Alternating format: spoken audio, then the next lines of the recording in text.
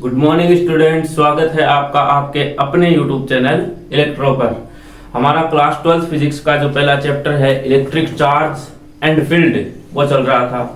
पिछली क्लास में अपन ने इलेक्ट्रिक फील्ड के बारे में पढ़ा, इंटेंसिटी ऑफ इलेक्ट्रिक फील्ड के बारे में पढ़ा। विद्युत क्षेत्र क्या था? विद्युत क्षेत्र था कि कोई आवेश है जहां तक उसका प्रभाव होता है जिसमें कोई कण आकर्षण या प्रतिकर्षण बल अनुभव करता है उसे क्या कहते हैं? विद्युत क्षेत्र कहते हैं। जिसमें अपन ने क्यू नोट के बारे में कहा, जो परीक्षण चार्ज है जिसे अपन टेस्ट चार्ज बोलते हैं, एकांक धनावेश बोलते हैं, जो न तो किसी दूसरे चार्ज पर फोर्स लगाता है न जिसकी कोई खुद की कोई फील्ड होती है। फिर अपन ने विद्युत क्षेत्र की तीव्रता के बारे में पढ़ा। तीव्रता परीक्षण आवेश यानी एकांक धनावेश पर लगने वाला विद्युत बल विद्युत क्षेत्र की तीव्रता कहलाती है, जिसे अपन ई से लिखते हैं। तो ई बराबर क्या था? Limit q naught tend to 0 F upon q naught. ये क्या था? विद्युत क्षेत्र की तीव्रता, intensity of electric field. Q naught tends to 0, इसको लगभग 0 माना गया है क्योंकि ये न तो ये परीक्षण चार्ज है, ये इसकी खुद की न तो कोई फील्ड होती है न कोई दूसरे चार्ज पर ये फोर्स लगाता है। तो E बराबर F अपॉन क्यू नॉट। ये क्या था? विद्युत क्षेत्र की तीव्रता। विद्युत क्षेत्र की जो तीव्रता की जो दिशा है वो आवेश की प्रकृति पर निर्भर करती है। यदि धनावेश है तो विद्युत क्षेत्र की जो तीव्रता थी वो आवेश से दूर की ओर होगी। यदि धनावेश है तो विद्युत क्षेत्र की जो तीव्रता की जो दिशा है वो धनावेश से दूर की ओर होगी। और यदि ऋणावेश है तो आवेश की ओर होगी। यदि ऋणावेश है तो विद्युत क्षेत्र की जो दिशा है वो क्या होगी? ऋणावेश की ओर या आवेश की ओर होगी। यानी अपन कहें कि विद्युत क्षेत्र जो रेखांक के बारे में पढ़ा था कि धनावेश से निकलकर ऋणावेश पर समाप्त होती है, तो धनावेश से दूर की ओर और ऋणावेश की ओर होती है। यदि इसके मात्रक की बात करें तो ये था न्यूटन बटे कूलाम। बल का मात्रक न्यूटन, आवेश का मात्रक कूलाम, न्यूटन बटे कूलाम। ये था विद्युत क्षेत्र की तीव्रता। फिर अपन ने किसी बिंदु आवेश के कारण विद्युत क्षेत्र की तीव्रता पढ़ी, जिसमें अपन ने E अपॉन E बराबर KQ अपॉन R² दूरी के वर्ग के व्युत्क्रमानुपाती होती है। अब अपन आवेशों के निकाय के कारण विद्युत क्षेत्र की तीव्रता का अध्ययन करेंगे। आवेशों के निकाय के कारण यानी बहुल आवेश दिए हों तो किसी बिंदु पर विद्युत क्षेत्र की तीव्रता क्या होगी, देखते हैं।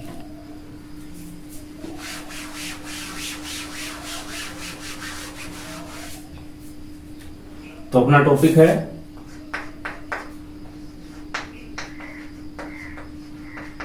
आवेशों के निकाय के कारण या बहुल आवेशों के कारण विद्युत क्षेत्र की तीव्रता। विद्युत क्षेत्र की तीव्रता।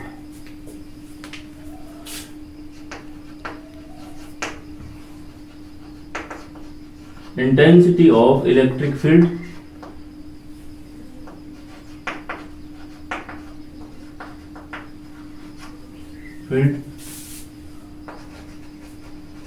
due to a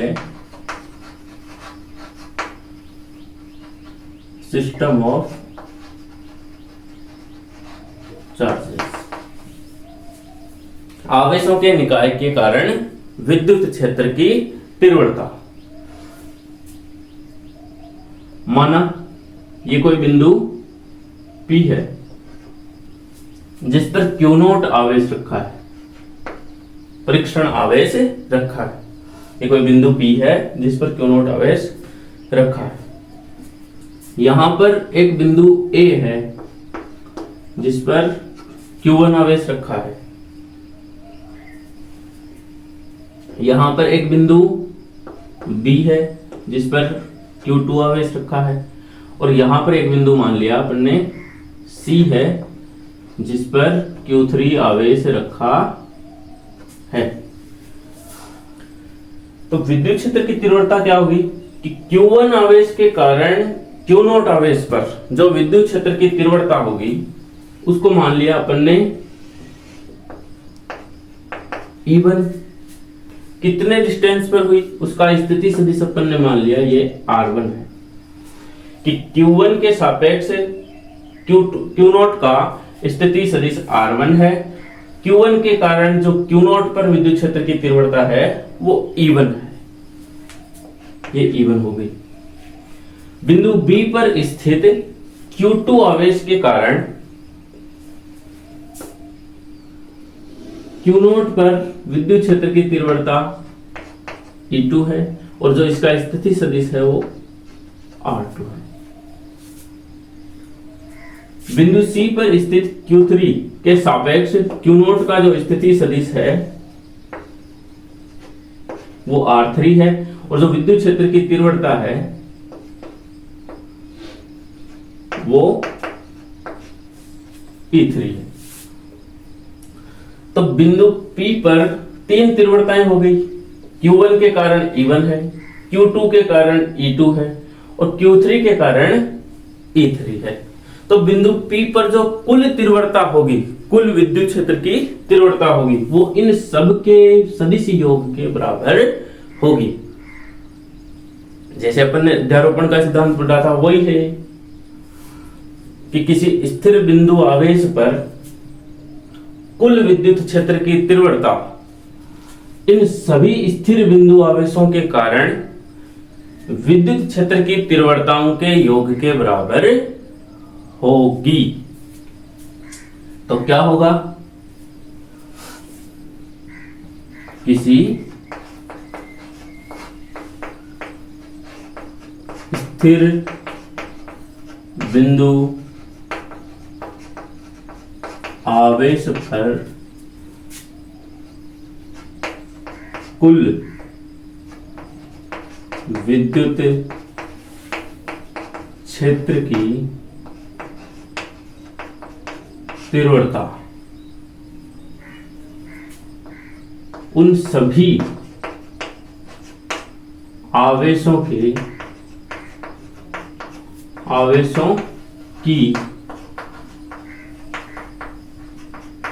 तीव्रताओं के सदिश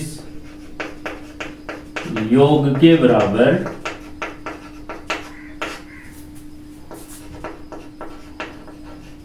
होगी। यानी अपन बिंदु P पर जो Q0 आवेश रखा है उस पर यदि कुल तीव्रता E निकालना चाहें तो वो E क्या होगी, E1 plus E2 plus E3। अब बात करते हैं कि बिंदु A पर स्थित Q1 आवेश के कारण बिंदु P पर विद्युत क्षेत्र की तीव्रता E1 है। तो यह कहें कि Q1 के कारण बिंदु P पर तीव्रता E1 हो तो E1 बराबर क्या होगा, E बराबर क्या होता है, A Q upon R square, R cap. वैसा जिसमें यही तो लिखते हैं कि E बराबर के Q upon R square R cap. तो E1 क्या होगा, K किसके कारण है, Q1 के कारण है, Q1 अपॉन कितने डिस्टेंस पर है स्थिति सदिश इसका R1, तो R1 का स्क्वायर, R कैप यहाँ क्या है R1, तो R1 कैप। ये क्या आ गया, E1 आ गया।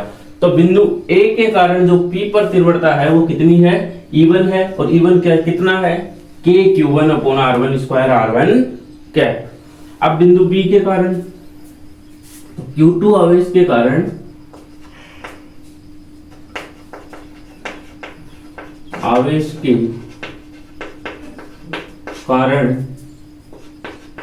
P पर तीव्रता E2 हो तो E2 बराबर कितना होगा के Q2 upon R2 square R2 cap. Q2 आवेश है, R2 डिस्टेंस पर है, के Q2 के कारण हो गया R2 स्क्वायर, R2 कैप क्या हो गया, इसका एकांक सदिश हो गया या इसकी दिशा हो गई। इसी प्रकार Q3 के कारण बिंदु P पर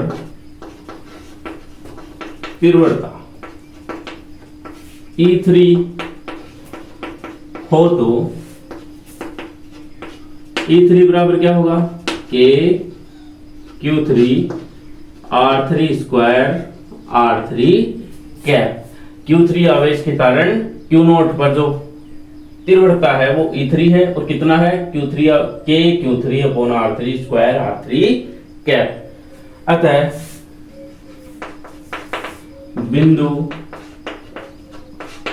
P पर कुल तीव्रता E हो तो E होगी तो क्या होगा, E बराबर क्या होगा, E1 plus E2 plus E3, E1 plus E2 plus E3। क्यों? क्योंकि किसी स्थिर बिंदु आवेश पर कुल विद्युत क्षेत्र की तीव्रता उन सभी आवेशों की तीव्रताओं के सदिश योग के बराबर होती है। तो ये जो P पर जो कुल तीव्रता होगी वो इन तीनों आवेशों के योग के बराबर होगी। तो लिखेंगे E बराबर, E1 क्या है, के Q1 अपॉन R1 का स्क्वायर R1 कैप, फिर E2 के Q2 अपॉन R2 का स्क्वायर R2 कैप, फिर के Q3 R3 का स्क्वायर R3 कैप, फिर AE के कॉमन आ रहा है, के को अपन 1/4 पाई एप्सिलॉन नॉट ये लिखते हैं, तो के कॉमन है, अंदर क्या आ गया Q1 अपॉन R1 का square R1 cap plus Q2 upon R2 का square R2 cap plus Q3 upon R3 का स्क्वायर R3 कैप। ये क्या आ गई, कुल तीव्रता आ गई बिंदु P पर। कौन कौन से आवेशों के कारण, इन तीनों आवेशों के कारण बिंदु P पर कुल तीव्रता ये। यदि इन तीन आवेशों की जगह n आवेश हो, यानी इससे भी ज्यादा आवेश दिए हुए हों, तो तीव्रता क्या होगी बिंदु P पर। यदि n आवेश हो तो E बराबर क्या होगा, n आवेश हो तो E बराबर क्या होगा,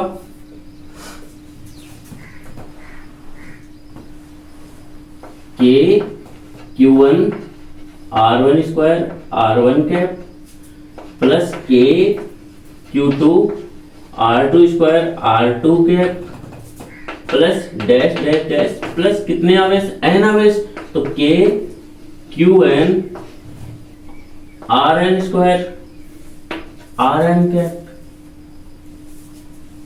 क्या लिखेंगे अभी, के कॉमन है तो 1/4 पाई एप्सिलॉन नॉट, अंदर क्या आएगा Q1 अपॉन R1 का square R1 cap plus Q2 upon R square R2 square R2 cap plus dash dash dash plus Qn upon Rn का स्क्वायर Rn कैप। ये सीरीज में है तो इसको अपन समेशन के रूप में लिख देंगे। तो क्या लिखेंगे, E बराबर 1/4 pi epsilon not summation QI upon RI square RI cap. यहां I क्या हो गया, 1 से n तक। यदि अपन को Q1 आवेश के कारण निकालना हो तो I का मान 1 लिखेंगे, तो क्या हो जाएगा, Q1 अपॉन R1 का स्क्वायर R1 कैप, ये वाला आ गया। यदि अपन को Q3 निकालना है तो I की वैल्यू 3 रखेंगे, तो Q3 अपॉन R3 का स्क्वायर R3 कैप हो जाएगा, तो ये वाला आ जाएगा। इसी प्रकार अपन n आवेशों तक विद्युत क्षेत्र की तीव्रता इससे निकाल सकते हैं। तो यह था बहुल आवेशों के कारण विद्युत क्षेत्र की तीव्रता। यदि एक से दो से अधिक आवेश दिए हुए हों तो उनकी तीव्रताएं हैं वो उन सभी आवेशों के तीव्रताओं के योग के बराबर होती है। ये अध्यारोपण का सिद्धांत कहता है। ठीक है, अब अपन बात करते हैं विद्युत द्विध्रुव तथा द्विध्रुव आघूर्ण की। अपना अगला टॉपिक क्या है, electric dipole and dipole moment.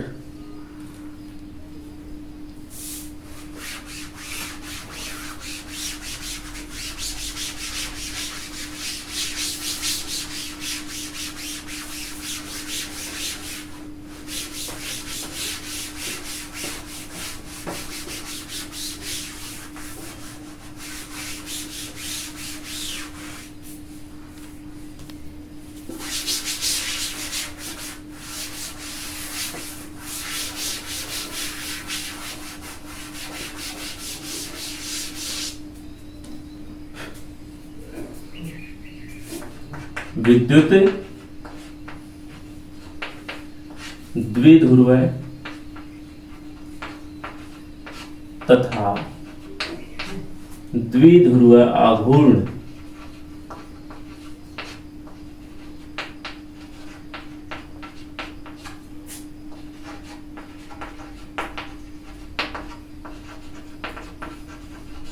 Electric dipole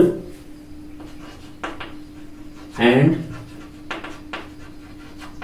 dipole moment. विद्युत द्विध्रुव तथा द्विध्रुव आघूर्ण। देखो, मान लो ये कोई बिंदु ए है जिस पर -q आवेश रखा है। बिंदु ए है जिस पर -q आवेश रखा है। इससे कुछ दूरी पर एक बिंदु बी है जिस पर +q आवेश रखा है। ये जो दूरी है ये बहुत ही कम है, जिसको अपन d से लिख दे, या कई जगह 2a दे रखा है तो 2a मान लेते हैं, तो 2a दे दे। तो ये जो दूरी है बहुत ही कम है, यानी अति अल्प बोल दे या अल्प बोल दे या अत्यल्प बोल दो। तो विद्युत द्विध्रुव क्या है कि जब दो आवेश, दो समान परिमाण तथा विपरीत प्रकृति के आवेश, दो समान परिमाण तथा विपरीत प्रकृति के आवेश। समान परिमाण मतलब यहां 1 कूलाम है तो 1 कूलाम यहां होगा, यहां 2 कूलाम है तो यहां भी 2 कूलाम ही होगा। विपरीत प्रकृति, ये माइनस है तो ये प्लस होगा, ये माइनस है तो ये प्लस होगा।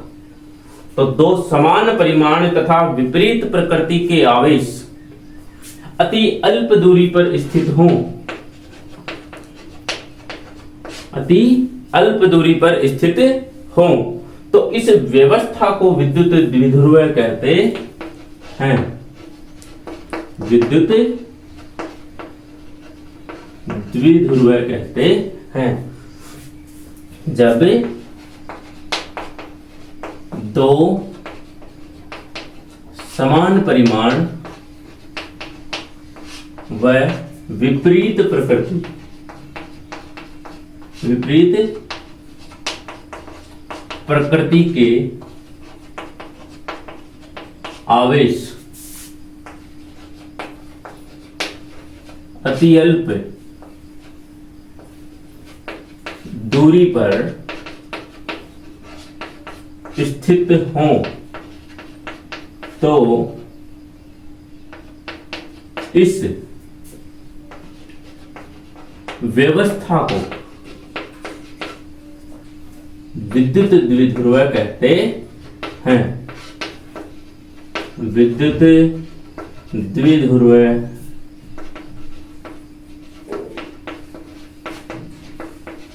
कहते हैं।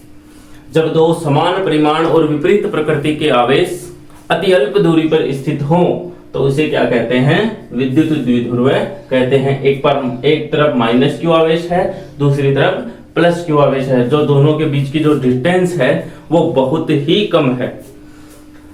दोनों आवेशों को मिलाने वाली काल्पनिक जो रेखा है, काल्पनिक रेखा, इसे कहते हैं द्विध्रुव अक्ष। द्विध्रुव अक्ष दोनों आवेशों को मिलाने वाली रेखा, काल्पनिक रेखा द्विध्रुव अक्ष कहलाती है। दोनों आवेश समान परिमाण और विपरीत प्रकृति के आवेश अति अल्प दूरी पर स्थित हों उसे द्विध्रुव कहते हैं, विद्युत द्विध्रुव कहते हैं। दोनों आवेशों को मिलाने वाली जो रेखा है उसे क्या कहते हैं? विद्युत द्विध्रुव अक्ष कहते हैं। अब बात करते हैं द्विध्रुव आघूर्ण की।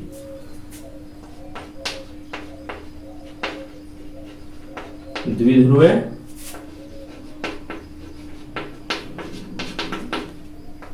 आघूर्ण की। द्विध्रुव आघूर्ण क्या है? जैसे मान लो ये कोई द्विध्रुव अक्ष है, एक तरफ माइनस आवेश, ये प्लस आवेश हो गया। ये बिंदु ए है, ये बिंदु बी है। दोनों के बीच की जो दूरी है वो मान लिया अपन ने 2a है। कितनी मान ली? 2a मान ली। ए पर माइनस क्यू आवेश है, बी पर प्लस क्यू आवेश है, और जो दोनों के बीच की जो दूरी है वो कितनी है? 2a है। तो द्विध्रुव आघूर्ण क्या है कि दोनों आवेशों में से एक आवेश, द्विध्रुव अक्ष पर दो आवेश हैं, एक पर माइनस आवेश है, एक प्लस आवेश है, तो दोनों आवेशों में से एक आवेश तथा उनके बीच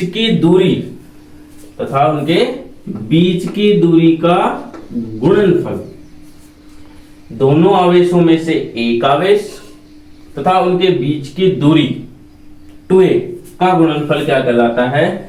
विद्युत द्विध्रुव आघूर्ण कहलाता है, जिसे P से लिखते हैं या P से प्रदर्शित करते हैं। दोनों आवेशों में से एक आवेश तथा उनके बीच की दूरी का गुणनफल विद्युत द्विध्रुव आघूर्ण कहलाता है। यह एक सदिश राशि है। सदिश राशि है। सदिश राशि है तो इसकी कोई दिशा भी होगी। विद्युत क्षेत्र की जो दिशा है या विद्युत क्षेत्र की जो तीव्रता की दिशा है वो क्या होती है? धनावेश से ऋणावेश की ओर होती है। लेकिन द्विध्रुव आघूर्ण की जो दिशा है वो माइनस से प्लस, ऋणावेश से धनावेश की ओर होती है। इस तरह माइनस से प्लस की तरफ। तो जो दिशा है वो क्या होगी? ऋणावेश से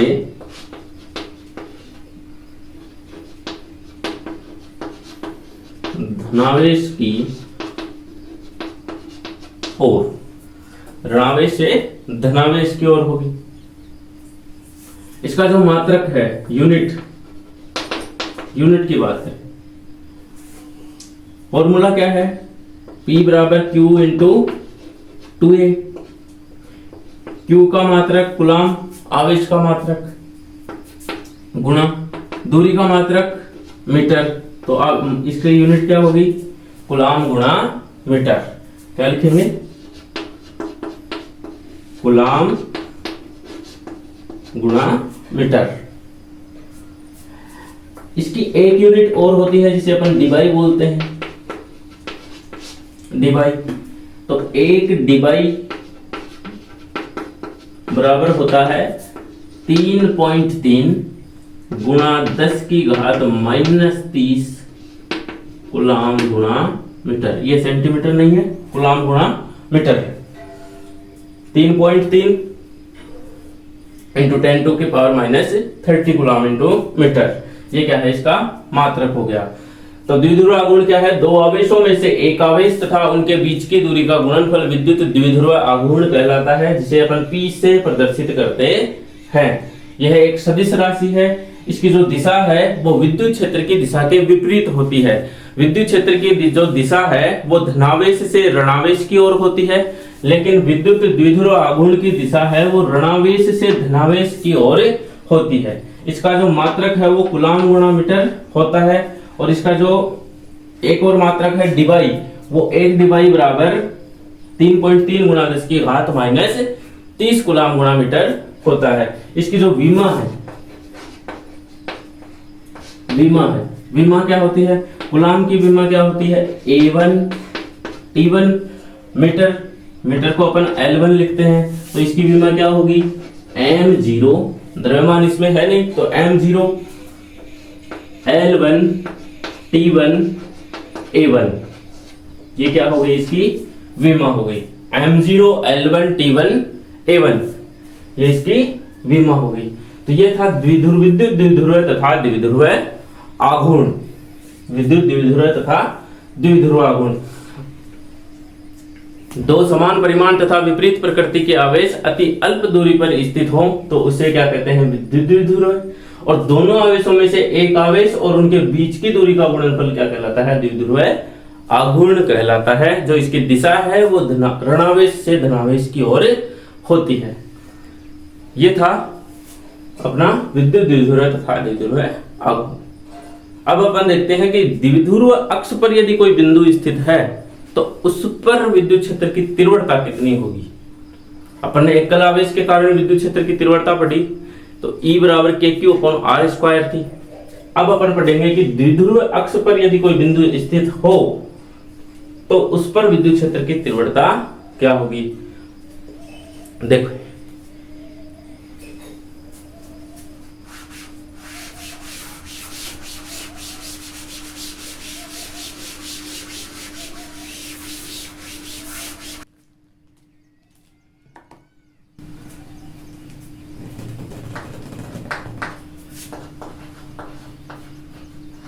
विद्युत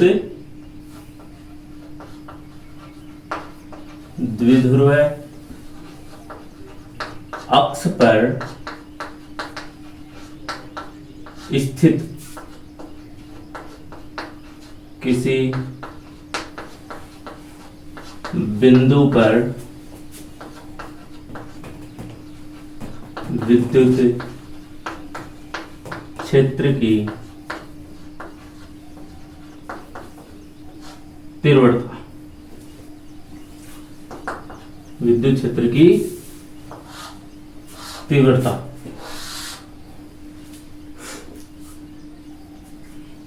ये एक द्विध्रुव अक्ष है, बिंदु A और ये बिंदु B। इस पर -Q आवेश रखा है, बिंदु B पर +Q आवेश रखा है। A पर -Q है और B पर +Q है। इसके बीच में एक बिंदु स्थित है O। ये जो दूरी है ये A है, ये दूरी A है। तो द्विध्रुव के जो बीच की जो दूरी है दोनों आवेशों के वो 2a है। A से O की दूरी a है, O से B की दूरी कितनी है? a है, तो टोटल दूरी 2a। बिंदु O से R दूरी पर, बिंदु O से R दूरी पर एक बिंदु P स्थित है। यहां से R दूरी पर एक बिंदु P रखा है जिस पर एकांक धनावेश रखा है। क्या रखा है? एकांक धनावेश रखा है। कितनी दूरी पर है ये? ये है R दूरी पर, R दूरी पर रखा है। तो -Q आवेश के कारण बिंदु P पर तीव्रता होगी जिसको अपन EA बोल देंगे, और बिंदु B पर जो +Q आवेश रखा है उसके कारण भी P पर तीव्रता होगी जिसको अपन EB बोल देंगे। तो -Q आवेश के कारण P पर जो तीव्रता होगी वो कितनी दूरी पर होगी? A से P की दूरी पर होगी, और A से P की जो दूरी है वो कितनी है? ये R है, ये A है, तो R और A ऐड हो जाएगी, तो R + A तक। तो A से P की जो दूरी है वो कितनी हो जाएगी? R + A। प्लस क्यू आवेश के कारण पी पर जो तीव्रता होगी वो कितनी दूरी पर होगी, ये टोटल r है, ये a माइनस हो जाएगी तो r माइनस a दूरी पर, तो कितनी पर होगी, r माइनस a पर। तो b से p की जो दूरी है वो r माइनस a है। माइनस क्यू आवेश के कारण जो तीव्रता है वो इसको अपन EA बोला है, तो ये हो जाएगी EA। इसकी जो दिशा है वो अंदर की तरफ होगी, प्लस से माइनस की ओर। बी आवेश पर रखे प्लस क्यू आवेश के कारण जो तीव्रता होगी वो इस तरफ होगी, EB बाहर की ओर, इसको अपन ने EB बोल दिया। तो बिंदु P पर जो कुल तीव्रता है वो कितनी है, 2 है, EA है और EB है। तो कुल तीव्रता E आएगी वो इन दोनों के योग के बराबर आएगी, EA प्लस EB। यहां AP जो डिस्टेंस दे रखी है अपने को वो BP से क्या है, ज्यादा है, BP से ज्यादा है। EA और EB की जो तीव्रता है, EA और EB जो तीव्रता है वो क्या है, एक दूसरे के विपरीत भी है। तो EA और EB क्या होगी, एक दूसरे के विपरीत होगी। विपरीत EA की जो डायरेक्शन है वो इस तरफ दे रखी है, EB की जो डायरेक्शन है वो अपने को इस तरफ दे रखी है। ये EA है, ये EB है। द्विध्रुव आघूर्ण की जो दिशा होगी, द्विध्रुव आघूर्ण की जो दिशा होगी वो किस तरफ होगी, A से B की तरफ होगी। भाई माइनस आवेश से प्लस क्यू आवेश की तरफ होती है, तो ये भी इस तरफ होगी। तो EA की जो डायरेक्शन है वो द्विध्रुव आघूर्ण की दिशा के विपरीत है, तो जो EA आएगा वो क्या आ जाएगा, नेगेटिव आएगा। ये आएगा जो नेगेटिव आएगा। दूसरी बात यह कि द्विध्रुव अक्ष पर यदि किसी बिंदु पर तीव्रता ज्ञात करनी हो तो जो विद्युत क्षेत्र की जो तीव्रता की जो दिशा होगी वो द्विध्रुव के दिशा के अनुदिश ही होगी। यानी विद्युत द्विध्रुव अक्ष पर यदि किसी बिंदु पर विद्युत क्षेत्र की जो तीव्रता ज्ञात करते हैं, जो कुल तीव्रता आएगी E, उसकी जो दिशा होगी वो द्विध्रुव की दिशा के अनुदिश होगी, यानी P कैप की दिशा ही उसकी दिशा होगी। करते हैं, देखो माइनस क्यू आवेश के कारण बिंदु P पर तीव्रता EA होगी, माइनस क्यू आवेश के कारण बिंदु P पर तीव्रता EA हो तो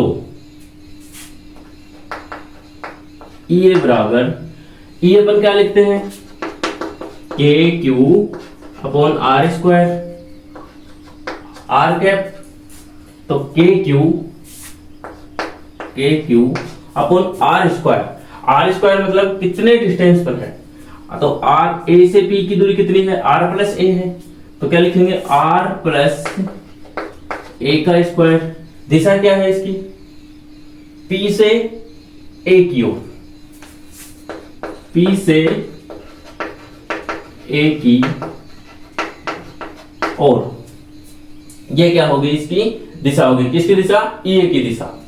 इसी प्रकार प्लस क्यू आवेश के कारण या बिंदु P B पर स्थित प्लस क्यू आवेश के कारण बिंदु P पर तीव्रता, तो प्लस क्यू आवेश के कारण, क्यू आवेश के कारण बिंदु P पर तीव्रता कितनी हो, EB हो, तो क्या लिखेंगे, EB बराबर KQ अपॉन B से P की दूरी कितनी है, R माइनस A, तो क्या लिखेंगे R माइनस A का स्क्वायर। दिशा क्या हो जाएगी, B से P की ओर, भाई B बाहर की तरफ है ना EB, तो B से P की ओर, B से P की ओर। दोनों तीव्रताएं बिंदु P पर है, तो बिंदु P पर जो कुल तीव्रता होगी उसको अपन E मान ले। अतः बिंदु P पर कुल तीव्रता E हो तो E बराबर क्या होगा, होना क्या चाहिए, E बराबर होना चाहिए EA प्लस EB, यही होना चाहिए। लेकिन E बराबर क्या होगा, minus EA plus EB। Minus क्यों आएगा, क्योंकि EA की जो दिशा है वो द्विध्रुव आघूर्ण की दिशा के विपरीत है। तो अपन टोटल क्या लिखेंगे, EB माइनस EA लिख ले। क्या लिखेंगे, EB माइनस EA। बिंदु P पर जो कुल तीव्रता होगी वो किसके बराबर होगी, EB माइनस EA के बराबर होगी। EB माइनस EA आ गया, तो E बराबर क्या लिखेंगे अपन, EB की वैल्यू कितनी है, KQ upon R minus A का स्क्वायर, माइनस आ गया। फिर EA की वैल्यू कितनी है, ये रही KQ upon R plus A का स्क्वायर, R प्लस A का स्क्वायर। दोनों में KQ कॉमन है तो अपन KQ कॉमन ले लेते हैं। KQ अंदर क्या जाएगा, 1 अपॉन R माइनस A का square minus 1 upon R plus A का होल स्क्वायर। यहां से KQ क्या आ गया, कॉमन आ गया, ये माइनस आ गया। E बराबर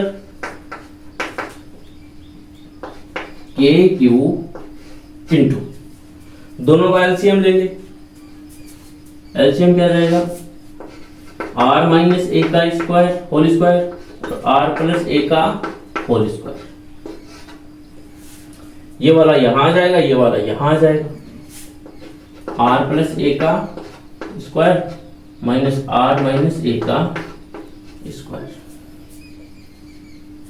दिशा लिखना चाहें तो क्या लिखेंगे अपन, पी कैप लिखेंगे।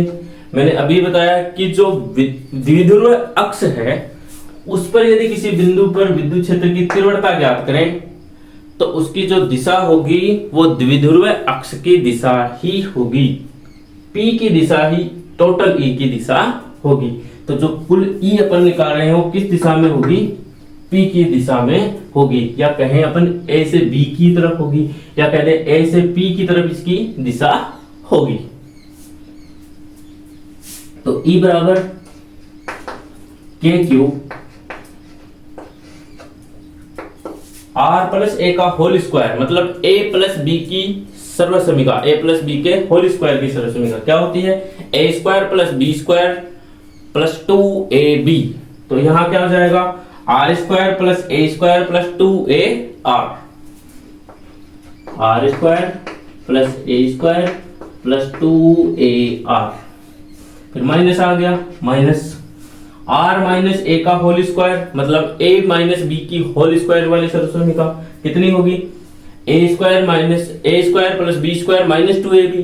तो यहां क्या हो जाएगा, R square plus A square minus 2AB। तो माइनस है तो ये आ जाएगा R square minus A square. सर्वसमीका में माइनस 2AR आता है, लेकिन कोष्टक के बाहर अपने पास माइनस का चिन्ह है, तो ये क्या आ जाएगा, प्लस 2AR। और ये आ गया P कैप। नीचे क्या है, R माइनस A का whole square, R plus A का है whole square, A square minus B square की सर्वसमीका है। तो क्या लिखेंगे अपन इसको, R square minus A square का होल स्क्वायर लिख सकते हैं। यहाँ R स्क्वायर प्लस का है, ये माइनस का है, कैंसिल। ये A स्क्वायर प्लस का है, ये माइनस का है, ये भी कैंसिल। 2AR प्लस 2AR कितना हो गया, 4AR। तो E बराबर KQ into 4AR upon R square minus A square का होल स्क्वायर। डायरेक्शन क्या आ गई, P कैप। P कैप बोल दो या फिर ए से पी की ओर बोल दो, ए से पी की ओर, ए से पी की ओर।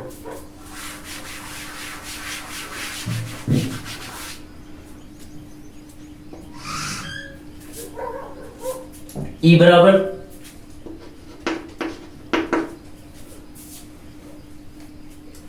अभी भी अपन ने पढ़ा है कि P बराबर क्या होता है, Q इंटू 2A होता है, Q इंटू 2A होता है।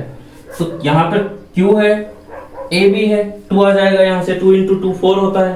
तो अपन क्या लिख सकते हैं, Q into 2A into K, ये है अपने पास, A आ ही गया, R है अपने पास, अपॉन एक 2 और है ना, ये 2 आ गया। तो इस Q इंटू 2A को अपन क्या लिख सकते हैं, P लिख सकते हैं, R square minus A square का होल स्क्वायर, ये ऐसा का ऐसा, और डायरेक्शन आ गई ए से P की ओर।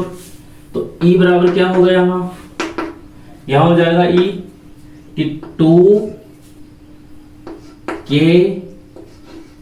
P R upon R square minus A square,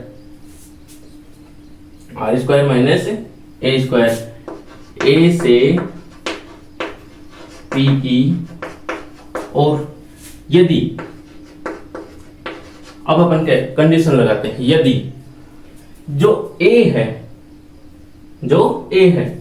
वो आर की तुलना में यदि बहुत छोटा हो, या कहें कि आर ग्रेटर देन ए, तो क्या होगा, ए क्या हो जाएगा, लगभग 0 मान ले इसको।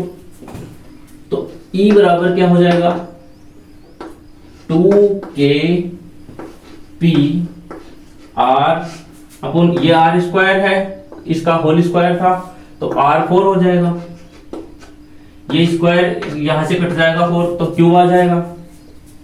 तो कितना आ जाएगा, 2KP अपॉन RQ, ये आ गया। तो E बराबर क्या आता है अपने पास, 2KP अपॉन RQ, या यहां P के लिखो, या A से P की ओर, P की ओर किया जाता है। तो एकल बिंदु आवेश के कारण जो अपन ने पढ़ा था, जो तीव्रता आई थी, वो आई थी अपने पास E बराबर KQ अपॉन R स्क्वायर। लेकिन दो आवेशों के कारण या द्विध्रुव अक्ष के कारण जो तीव्रता आई है वो KQ 2KP upon R cube आई। तो द्विध्रुव अक्ष के कारण किसी बिंदु पर विद्युत क्षेत्र की तीव्रता दूरी के घन के व्युत्क्रमानुपाती होती है, दूरी के घन के, उसके क्यूब के व्युत्क्रमानुपाती होती है, दूरी के घन के व्युत्क्रमानुपाती होती है। जबकि एकल आवेश के कारण जो विद्युत क्षेत्र की तीव्रता है वो दूरी के वर्ग के व्युत्क्रमानुपाती होती है। वहां आया था E बराबर KQ अपॉन R स्क्वायर, यहां आया है अपने पास E बराबर 2KP अपॉन R क्यूब।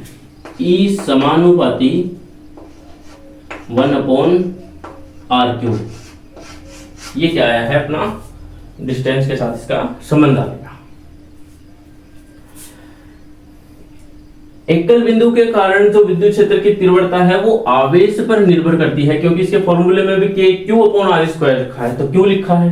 लेकिन द्विध्रुव अक्ष के कारण जो विद्युत क्षेत्र की जो तीव्रता निकाली जाएगी वो द्विध्रुव जो तीव्रता है वो आवेश पर निर्भर नहीं करती, द्विध्रुव पर निर्भर करती है। इसमें P लिखा हुआ है, Q नहीं। तो P क्या है, द्विध्रुव अक्ष है या द्विध्रुव है, तो विद्युत क्षेत्र की जो तीव्रता होगी वो द्विध्रुव पर निर्भर करेगी, आवेश पर निर्भर नहीं करेगी। एक बार फिर कि विद्युत द्विध्रुव अक्ष के कारण विद्युत क्षेत्र की जो तीव्रता है वो दूरी के घन के व्युत्क्रमानुपाती होती है, जबकि एकल आवेश के कारण जो विद्युत क्षेत्र की जो तीव्रता है वो होती है दूरी के वर्ग के व्युत्क्रमानुपाती होती है। यह था अपना द्विध्रुव अक्ष पर यदि कोई बिंदु स्थित हो तो विद्युत क्षेत्र की तीव्रता कैसे निकालते हैं? तो उसका फॉर्मूला आ जाएगा E बराबर 2kp अपॉन r क्यूब, या A से P की ओर। विद्युत द्विध्रुव पर यदि तीव्रता निकालनी हो तो उसकी जो कुल तीव्रता की जो दिशा आएगी वो द्विध्रुव अक्ष की जो दिशा होगी वही उस तीव्रता की दिशा भी होगी। ये था द्विध्रुव अक्ष पर। अगला अपन पढ़ेंगे निरक्षीय रेखा पर क्या है विद्युत क्षेत्र की तीव्रता, या निरक्षीय रेखा पर स्थित किसी बिंदु पर विद्युत क्षेत्र की तीव्रता। ठीक है।